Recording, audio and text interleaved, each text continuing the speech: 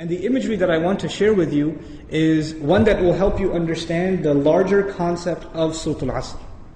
Imagine with me that you are drowning. And you are unconscious. Two things.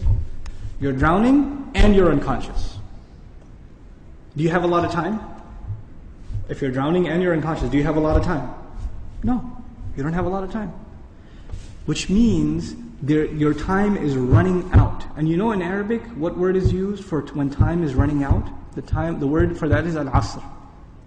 And asr literally means time that is running out. It's the last part of the day when the day is running out. It's time of asr prayer. Okay, asr literally comes from asir, juice that is squeezed out, time that's being squeezed out of your hands. You know, asr al-thawba even it's used. That you take a cloth that is drenched in water, and when you squish it like this, all the water comes out. Asara as a verb is used like that, right? To squeeze it out. So Allah talks about this time. You're drowning, you're unconscious, your time's running out. What's the first thing you need to do to be able to survive if you're in that position? If you hope to survive, what's the first thing you're going to need? What do you think? Wake up. That's the first thing you're going to need. If you're unconscious, then you're finished. The very first condition has to be you have to wake up. And even if you were in the most wonderful dream, and in your dream you were enjoying the greatest success, you're driving a Ferrari down, they have these car commercials with the hills and the highways on the side, the water on the other side, right? You're in one of those cars, the top's been dropped off, and you're just cruising along the highway, enjoying life. That's your dream. But when you wake up, what do you realize? You're drowning. You're underwater. That's the first condition. You have to wake up. Once you do wake up, you say, oh man, this is a nasty reality and I was enjoying such a good dream. I should go back to sleep. If you do that, what kind of person would you be? Insane. You'd be insane. Or someone at least who has no courage to accept reality. Because they found reality to be very difficult, they decided they're going to put themselves back to sleep even though they woke up. Does this person, if he drowned, can he blame anybody else? The one who woke up and went back to sleep? You think? Someone who never woke up, maybe, right? But the one who woke up said, this is not good. And they went back to sleep. They have no one to blame but who? Themselves. They have no one to blame but themselves. Now, let's imagine that they did wake up. What do you have to do next? Oh, it's pretty bad, I'm drowning. Even if you don't know how to swim, will you not use every muscle in your body to make certain kinds of motions to go towards the surface? Wouldn't you do that? And you will make certain kinds of motions that make you go further down, and certain kinds of motions that will make you go up. And once you discover which ones help you go up, you will only do those, right? You will do those. In other words, the first thing was you have to wake up. The second was you have to swim. You have to do something to try to get to the surface. When you got to the surface, you gasped for air, and you got pulled back down.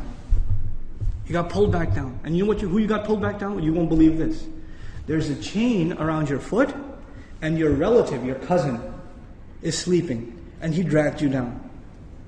And now you're drowning because of your sleeping cousin. What do you have to do now? You got to wake him up. And you're not even waking him up because you want to save him. Who are you waking him up for? Maybe you want to save him, maybe. Maybe you don't even like your cousin, I don't know, right? But what's the point? The point is you're trying to wake him up because if you don't wake him up, who's also going to drown? You yourself. So you wake him up, and he says, man, I was driving a Ferrari, you woke me up for no reason, I'm going back to sleep. Forget you. Can you just say, okay, well, I didn't like you anyway, suit yourself? Can't do that. If he goes to sleep again, what are you going to do? No, man, wake up, let's go, we can't give up. You can't not accept reality. And you have to keep trying to wake him up until he finally says, okay, fine, what do we do? He says, you say to him, let's swim together. Both of you come up together. The third time, you both get pulled down by your grandmother, by your aunt, by your neighbor, by your son, by your daughter. Does the process continue? The process continue? There's a 4-part process to this people surviving. The first was they had to wake up themselves. Then they had to try to swim. Then they had to tell other people that they're tied to, this is the truth. Let's go. And even if they got tired and one of them said, man, I can't do this anymore. We've been doing this now over and over again. I don't know if I can do it anymore. And the other one says, no, We are all going to survive together. You have to do this. Come on, let's go, let's go, let's go. Keep going, keep going. You ever seen those kinds of movies where they're trying to escape from some army and one of them gets tired and says, I can't run anymore. And what do the others do? Come on, let's go. We can do this, we can do it. And they get him to run anyway, even though he thinks he can't run anymore. They work with each other because their survival depends on each other. They work together desperately. What does Allah say at the end of this surah? First He says, إِنَّ الْإِنسَانَ لَفِي Wal asr, first of all, time's running out. Then He says, إِنَّ الْإِنسَانَ لَفِي خُسْرٍ. I'll translate it, human beings are drowned in loss. You see the parallel? Human beings are drowned in loss. What's the exception? إِلَّا الَّذِينَ Those who believed. Believed what? Allah didn't say آمنوا بالله وملائكته وكتبه ورسله واليوم الآخر والقدر خيره وشره من الله تعالى والبعث بعد. Nothing. He didn't mention anything. Even though all of those things are included. According to the siyaq of the surah, the context of the surah, what is the first thing these people have to believe? That they're in loss. That they're drowning. And if they do come to believe that, and they correct their iman, what's necessarily going to happen? They're going to swim and move upwards. How does Allah describe this action? وَعَمِلُوا الصَّالِحَاتِ. They do good things. They do things that help reconcile the situation. By the way, salih is an adjective here, salihat, jama' mu'annath salim, which literally means that which corrects something. Something was wrong and it corrects it. So they do actions that correct the situation. Literally like the guy trying to swim. But because they were tied to other people, what else did they have to do? وَتَوَاصَوْا بِالْحَقِّ. They had to tell the other the truth. And it's not even أخبروا عن it. They told them about the truth. No. You have to wake him up and let's go, we have to go. No matter, and over again. Tawasi even has takrar in it. It has repetition. Over and over again they said, this is the truth, this is the truth, this is the truth. You know why? Because the people you're trying to save, even if you wake them up temporarily for 20 minutes, 30 minutes during a khutbah, guess what happens when the khutbah is done?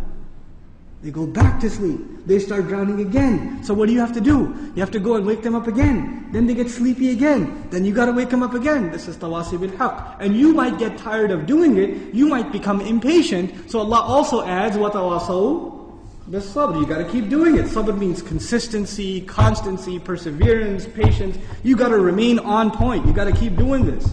Because your survival depends on it.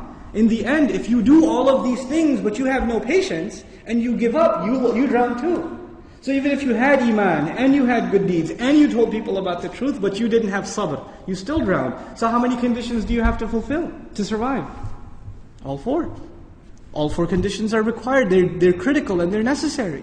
Which is why there's a wa in between them. You see the logical progression from iman to amilu salihat to tawasaw bil haqq to tawasaw bil sabr, beautifully articulated in this surah.